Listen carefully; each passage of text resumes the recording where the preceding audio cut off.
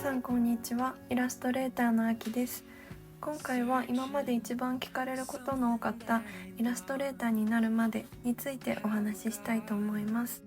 いつもの生活の様子と一緒にお送りできたらと思うので、よかったら休憩のお時間にでもまったり見てもらえたら嬉しいです。まず簡単に自己紹介をすると、私は今年4年目になるフリーランスのイラストレーターです。2021年の3月から絵のお仕事だけで生活をしています。お仕事では SNS で日々のちょっと癒しになるようなイラストを発信したり、お仕事や個人の方の似顔絵アイコンを描いたり、ホームページや SNS への挿絵を描いたり、お店のメニュー表、ショップカードや名刺などのイラストとデザインなどを制作しています。普段は iPad で絵を描いたり、アクリル絵の具で作品を作ったりしています。1989年生まれで、今34歳ですが、来月ついに35歳になります。絵は小さい頃から好きで、昔から気がついたら絵ばかり描いていました。小学校ではキャラクターの漫画や少女漫画を描いていて、もう今見るともうすごい恥ずかしいんですけど、当時それを見て友達が面白いと言ってくれたり、続きが気になると言ってもらえて、それが嬉しくてまた描いていたのを覚えています。今思えば絵を描いて誰かが喜んでくれる、この気持ちが嬉しくて絵を描くのは小さい頃から変わっていないのかもしれません。そこから中学生、高校生になり、たまに絵は描くものの、大きくなるにつれていつの間にか絵をお仕事にできるのは一握りの人、お仕事にすると大変で絵が好きじゃなくなるかもしれないから趣味のままでいい、そんな風に思うようになりました。そのまま絵は趣味として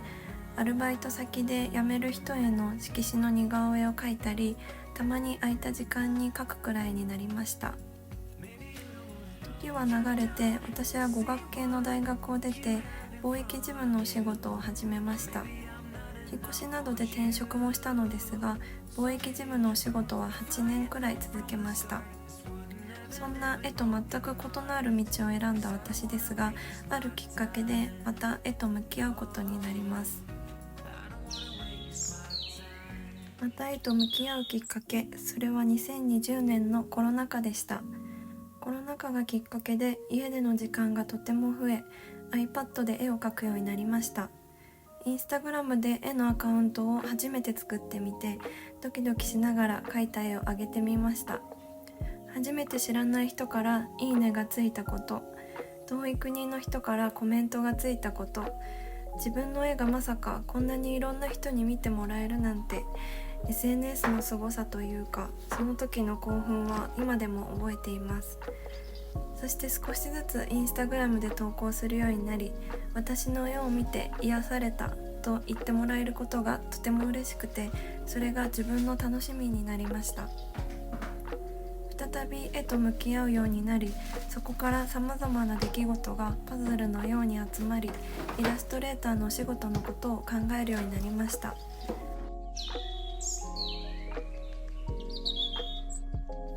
その絵描きになるさまざまな出来事のまず一つは、福岡の絵描きさんとの出会いです。その時の会社のお友達に誘われて、福岡で活躍している絵描きさんの展示や集まりに足を運ぶ機会がありました。初めて絵描きさんたちの活動を見た時は、なんて自由で不思議な人たちなんだろうとびっくりしたことを覚えています。絵描きさんたちはキラキラしていて、自分の好きな絵を描いていて、楽しそうに来てくれた人とまったりお話をしていました。こんな世界があるんだ、今までイラストレーターさんは遠い世界の人たちだと思っていたけど、福岡の絵描きさんたちとの出会いで身近に感じ、絵描きさんのお仕事を意識するようになりました。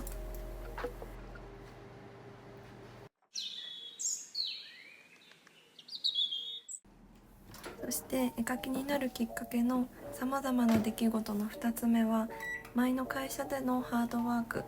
その後の部署移動でした。私が最後に会社員を務めた会社は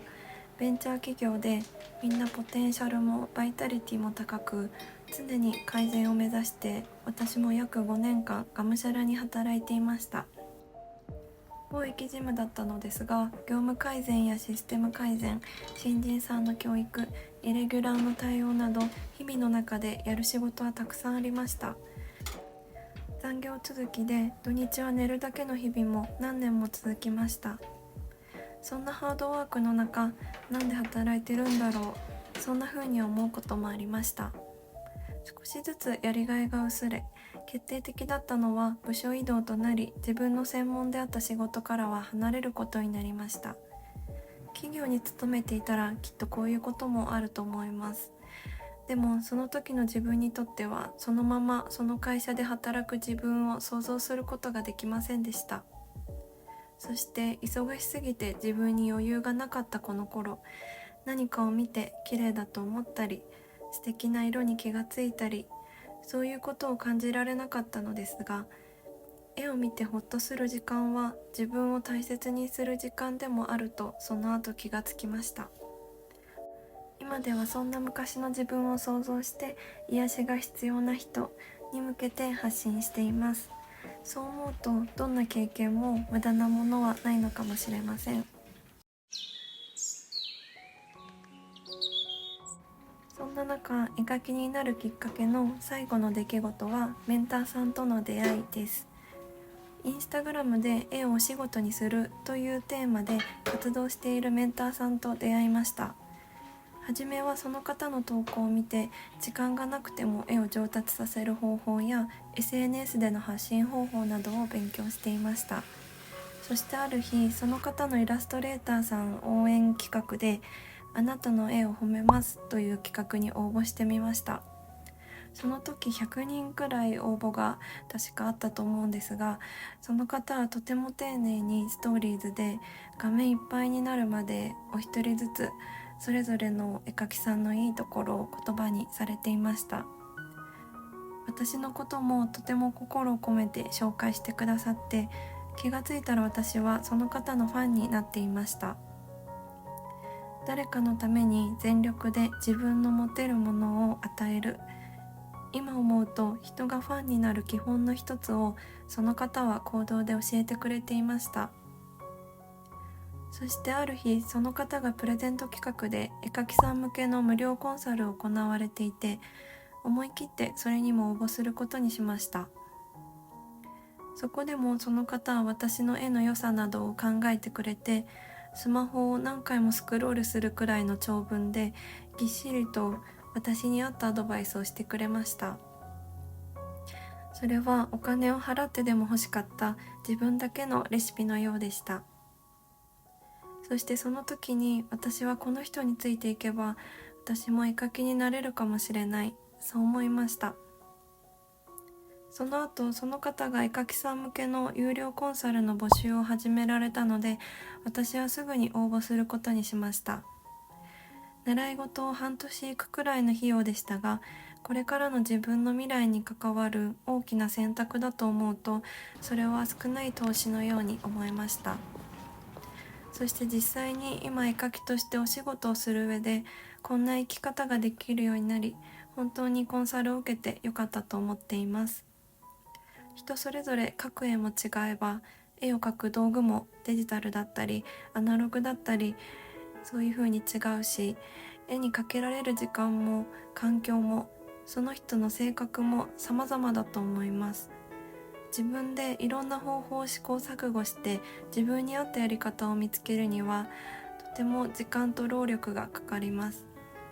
私は少しでも早く絵描きになりたかったので、この時間と労力を未来への自分の投資として買うことにしました。それが前の事務職を辞める半年前の出来事です。そこからそのメンターさんのコンサルが始まりました。そのメンターさんのコンサルでは、インスタグラムを使った絵描きのお仕事の始め方でした。まずはじめに大きな目標を決めて、そこから逆算して細かい目標を決めていきました。私の場合はその時の大きな目標、ゴールは半年後に絵描きとして初めてのご依頼を受けるというものでした。今でよく聞く0から1にする目標です。そこから逆算して、じゃあ今から3ヶ月後には依頼が来るような状態にするという目標。じゃあ今から2ヶ月後にはそのための企画をするという目標。じゃあそのために今から1ヶ月後までにアカウントを整えるという目標。そんな風にゴールと期日を決めて、それを実現するためのステップを逆算して洗い出す。そしてそれを実行していく。この逆算思考は今でも使っているやり方です。自分がどうしたいかも分からず闇雲に進むのではなく、このやり方を教わったおかげでこんな風に自分で達成するまでのステップをあらかじめ地図を作ってルートを考えて進んでいくというような進み方ができるようになりました。コンサルは1週間に1回電話で受けていました。その目標に沿って、じゃあ今週は何をするのかというさらに細分化した目標を一緒に考えてもらい、1週間のうちにそれを実行する。そしてまたその次に振り返りを行う。コンサルではその繰り返しを行いました。今開いているのはそのコンサルの時にいつもメモしていたノートです。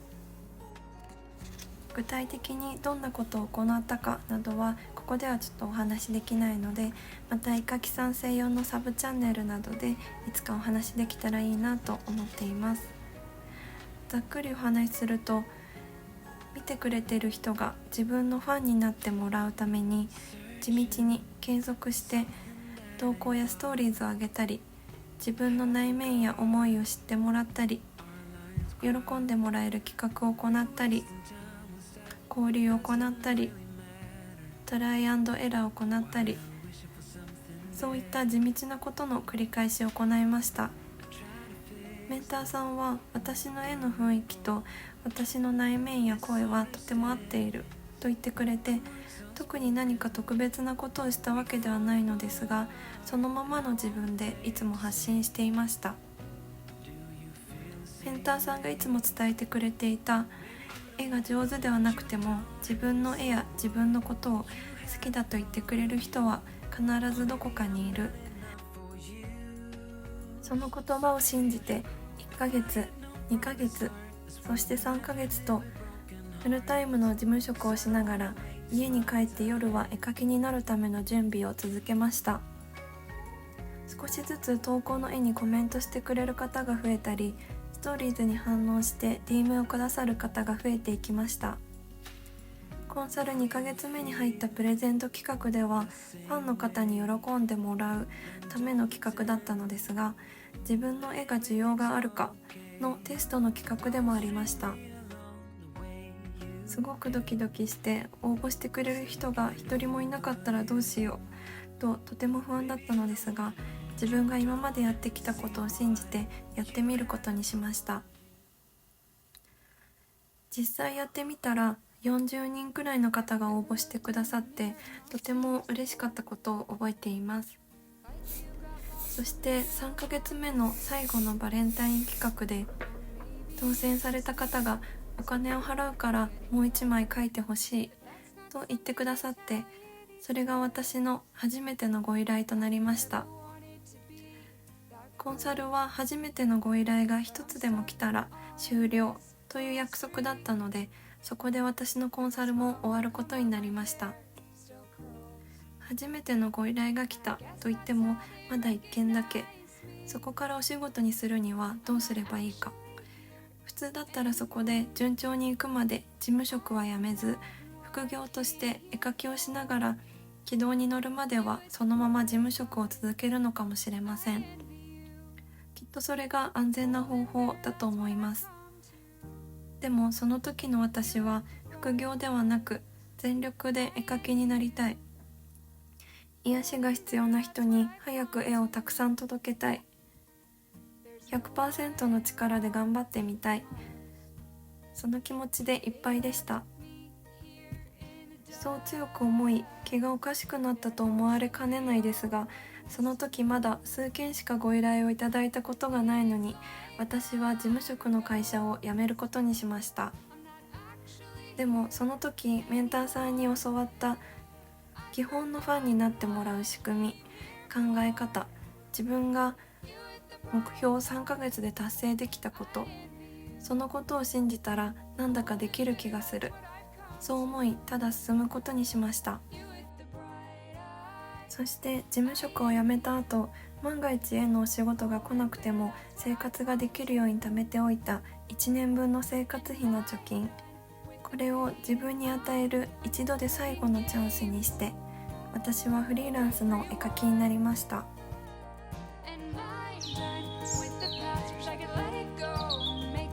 この時点で依頼はまだ数件。そこから3年後の今、私は一度も他のお仕事をすることなく、今も絵のお仕事を続けられています。これが私が絵描きになるまでの最初のお話でした。それからどんな風にお仕事を増やしていったのか、また後編でお話ししたいと思います。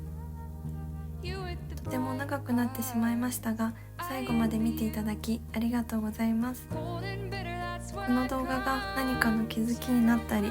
誰かの明日のモチベーションになったらとても嬉しいです。